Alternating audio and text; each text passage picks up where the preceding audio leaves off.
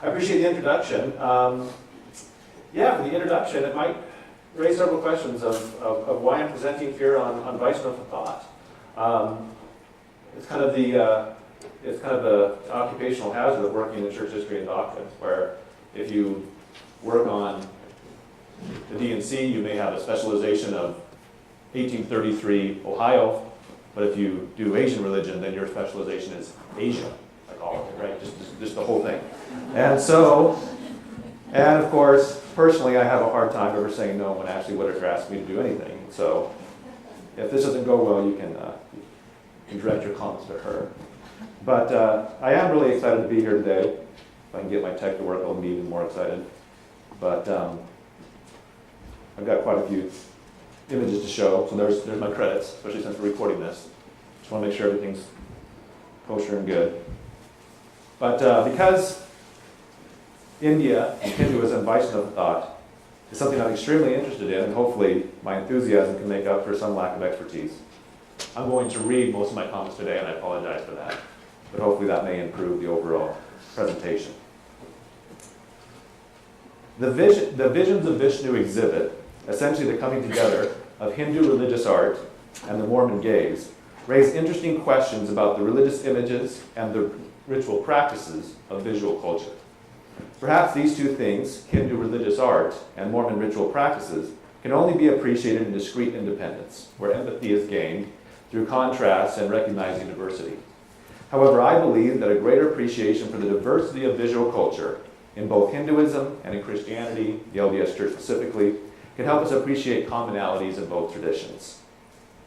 In short, my presentation today focuses on the question, what could and should be the Mormon view of image worship in other religious traditions in general, as well as in Hinduism specifically? Often, Mormon views of image worship are less than positive and empathetic. Ambivalence and sometimes even aversion for the image worship usually places Ambivalence and sometimes even aversion for image worship usually places single and static definitions on both terms. However, the ritual engagement of sacred images found in any religious tradition is neither singular nor static. Critical responses to Hindu visual culture are based on a view of Asian religion that is frequently one-dimensional. It also assumes monolithic and orthodox beliefs in the visual culture of Christianity that is hard to uncover through close inspection. We may want to order the world into clean and tidy categories, where Asian religions are iconic, polytheistic, quietistic, mystical, and mythologized, and Abrahamic religions are iconic, monotheistic, activistic, ethical, and rationalized. But this is not the case, and if it is, it's a creation of Calvin and Weber, not Christ and Vishnu.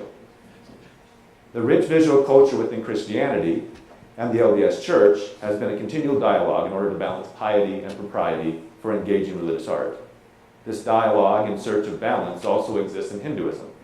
Proper application of image worship is often understood through a distinction between icons and idols. An icon can be defined as any art, architecture, statuary, object, celestial or temporal, or symbol that stands for the divine and its characteristics. Icons teach, inspire, solidify sacred space, motivate moral cultivation, and direct spiritual development. Icons allow for the divine to be more persuasively present and relevant. They are necessary tools, or as the Buddhists may say, skillful means, that make God eminent and help devotees understand God's individual significance. Truly, the life and passion of Jesus Christ can be seen as Christianity's archetype of icons, balancing God's infinite and eminence in one deity. The same can be said of Vishnu's avatar as Krishna. In Hinduism, the balance between the infinite and the eminent is found in the non-dual continuum between infinite and absolute cosmic reality, Brahman, and the individual soul, Atman, expressed in the Upanishadic mantra, "Thou art that." Because the infinite Brahman is often seen beyond proper form and definition in our languages, the rich pantheon of Hindu iconography serves as intercessors, helping individuals find personal relevance and connection with the divine.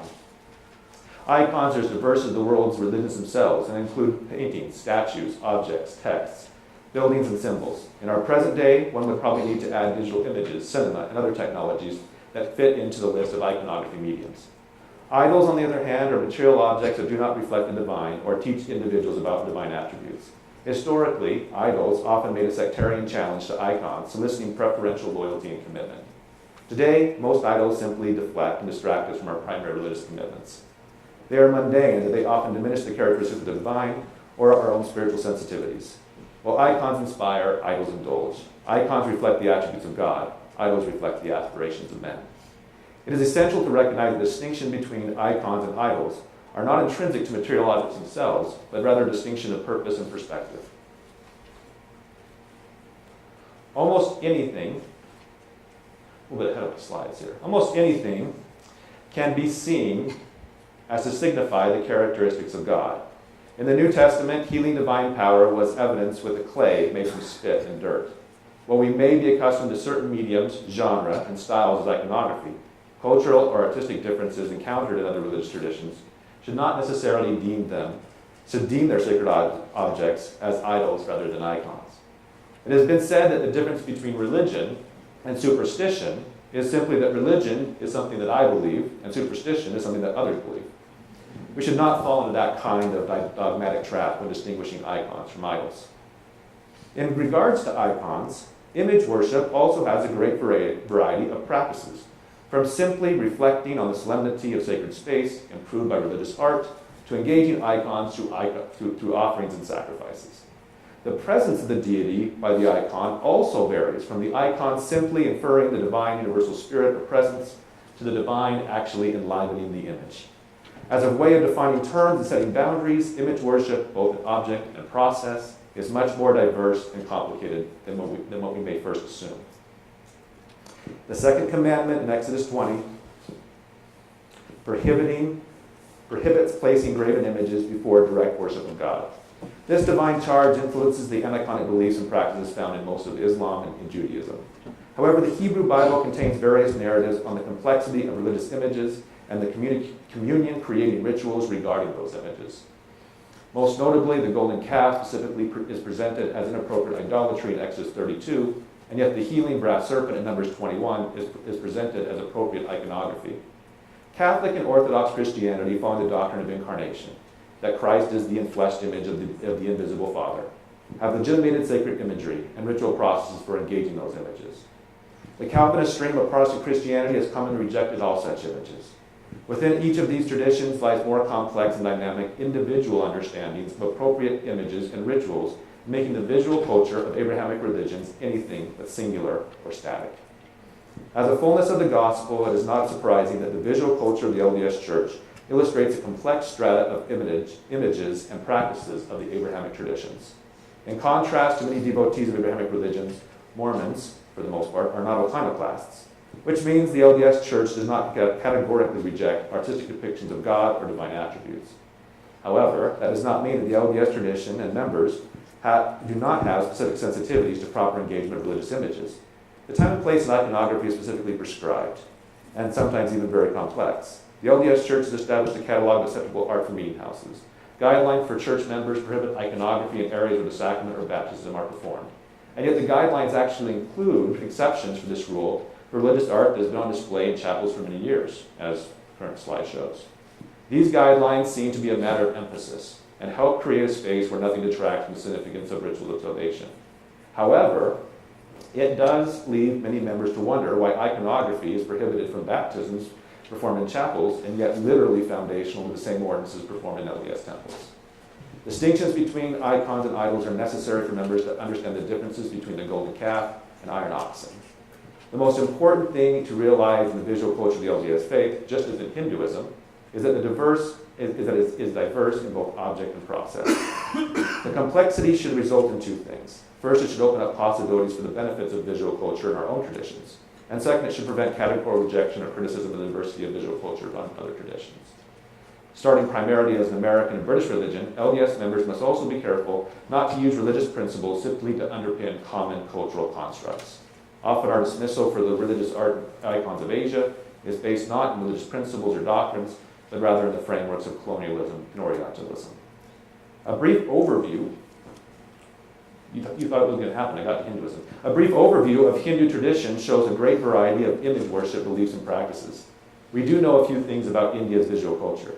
First and foremost, it has a very long and very significant history. starting from cave paintings that can date back to almost 8,000 BCE. The Indus Valley culture of around 2 millennia before the Common Era have distinct religious images centered around the phallic symbols of linga worship. But anthropomorphic images begin to emerge, but confirming image worship remains problematic. The Vedic period was also complex. There was divine worship to Agni, the sun, Varuna, Indra, and others. But the role of images is not particularly clear or certain. But those that claim that it was completely aniconic must deal with a plethora of evidence that seems to suggest something different about Vedic visual culture. Vedanta literature replaces the worship of Agni, Indra, and Varuna with a focus on the infinite Brahman and the inability to appropriately express or comprehend the infinite through material culture. The Upanishads consistently talk about the divine only being approached through the negation, the neti, in order to view the divine beyond form and attributes. This literature became the rich proof-texting minds for later aniconic philosophers like Rammohn Roy and Dayananda Sarasvati.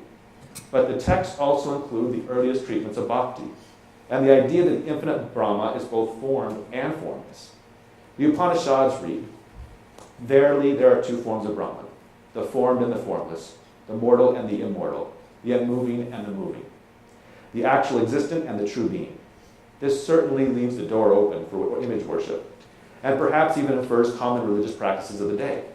The dual nature of divine representation, both literary and material, seems to grow out of the Vedanta literature in some ways, as Hindu practice moved from the Vedic sacrifices to the image center, home, and temple practices of modern puja. Several theories of the balances between Aryan migration and indigenous influences have developed as to why this change occurred, but the result focused Indic religion on sacred images and the rituals that create communion with them. In the Bhagavad Gita, we learn that when righteousness wanes and injustice prevails, God comes into being out of love for each age and generation. These divine descents or avatars of the Lord Vishnu are stories of rescuing the faithful. As a fish, he guides Manu, India's Noah, through the great flood. As a boar, he dives deep to rescue the sunken earth from the bottom of the sea.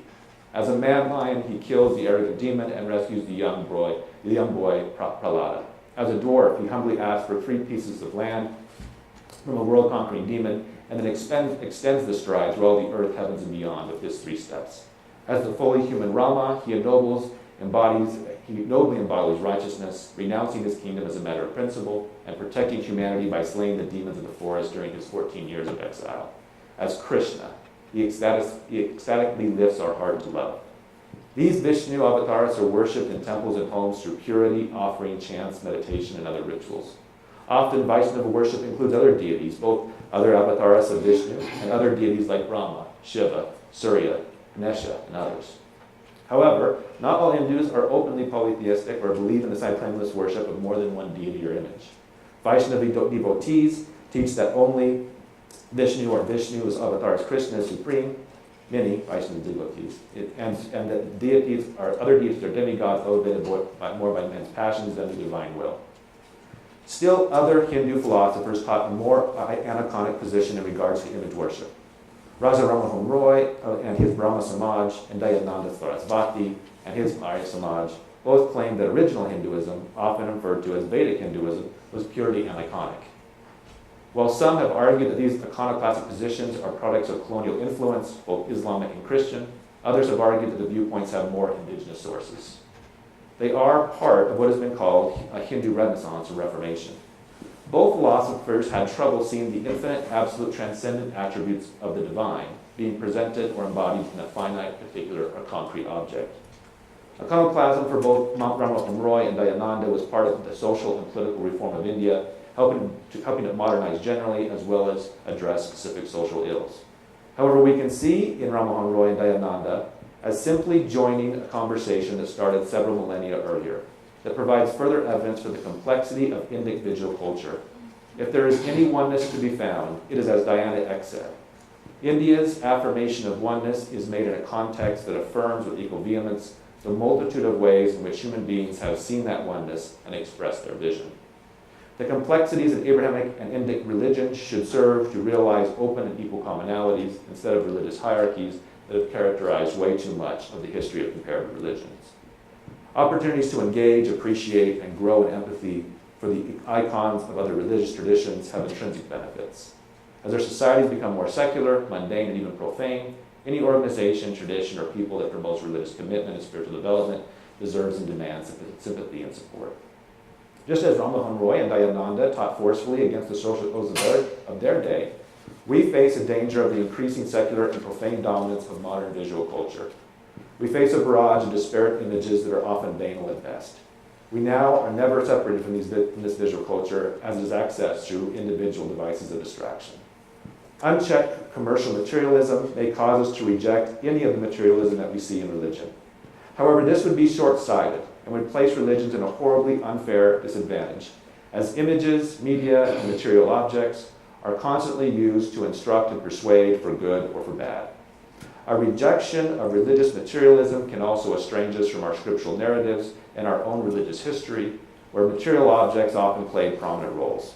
The brotherhood and sisterhood of the believers has a common antagonist in modern secular visual culture, which should temper sectarian differences and increase religious empathy. As we have seen in both Abrahamic and Indic religions, there we go. If purposes and perspectives are what distinguish icons from idols, one person's icon can be another person's idol. Appreciation for the iconography of others should not attenuate testimonies, qualify religious commitments, or slouch us towards moral relativism. Our enthusiasm for the artistic quality and religious value of Asian iconography should not unnecessarily antagonize aniconic friends within the Abrahamic traditions or particular viewpoints in Hinduism. To do so would actually be an affront to honest religious devotion and the great diversity of the world's religious cultures. Informed and motivated by empathy, LDS members can believe and teach appreciation for the icons of their faiths, while requiring faithfulness to the icons of our own religious tradition. Moral relativism is better avoided through fidelity to our own religious covenants than through falsifying the religious practices of others. Individual spiritual sensitivities should serve as our guide for limits on participation in the worship activities of other faiths, and allow for reciprocal respect from others about our most beloved images and sacred practices.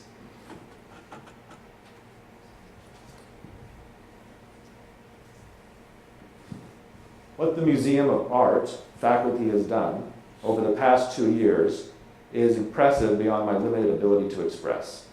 Bookending an immensely popular exhibit of Christian iconography, long beloved by the LDS people, with sacred gifts, are two distinct and yet surprisingly complementary exhibits. In 2012, Beauty and Belief presented the text, calligraphy, and patterns of the traditionally aniconic traditions of Islam.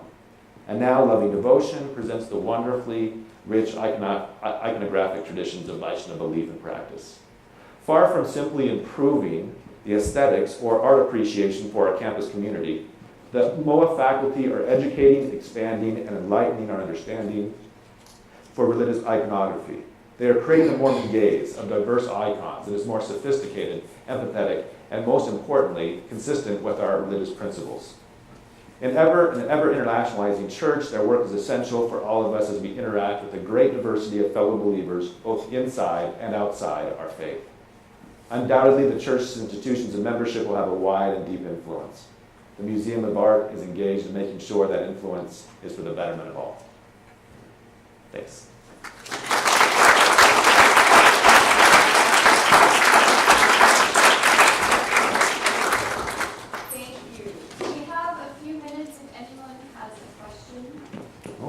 They end early? With the way I talk, I could in that 10 minutes, so that's not surprising. Yes? So among the traditional believers, it seems to be adversity to whether or not they're approaching, when they approach it, just an actual embodiment of the God, just an icon. Yes. So how do you counter that vast difference in the way? It just seems to be that that's kind of the way that creating communion with an image, right? That creating a spiritual experience with an image is for almost all religious expression.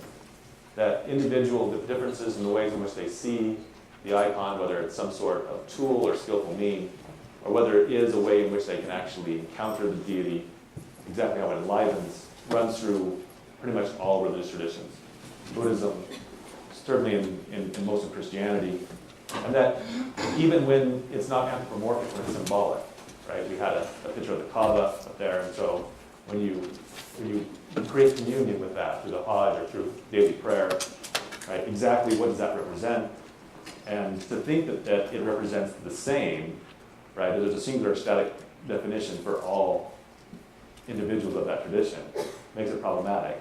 And so that was kind of the thesis of the piece, is that that's where we really come together in that complexity, right? When we get to the point where we're like, it's very complex and also and very individualized, then, right, and then you can say we truly have common ground when we've avoided religious hierarchies because of this complexity. But it's something that I think that if we possibly can, that we avoid placing, I guess you could say, a dogmatic definition on it, right? That's saying that's not proper worship because I distinguished it from some sort of religious practice of my own. Yeah. But it's a really good question. But I think it's an essay question that continually goes on, both within religious traditions and between religious traditions.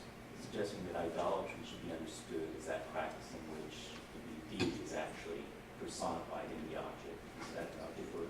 Well, if it raises the eye to God, then I don't think it is. So if it's a refining religious ritual, but if it is in some ways keeps us from understanding ultimate religious commitment, then perhaps that, but that's going to be different for individuals who seem to be outwardly performing the same ritual. Does that make sense? And so it's difficult. It's very complex. The people in India that have a different social strata, that's called caste or caste? Caste, Caste. So those would require,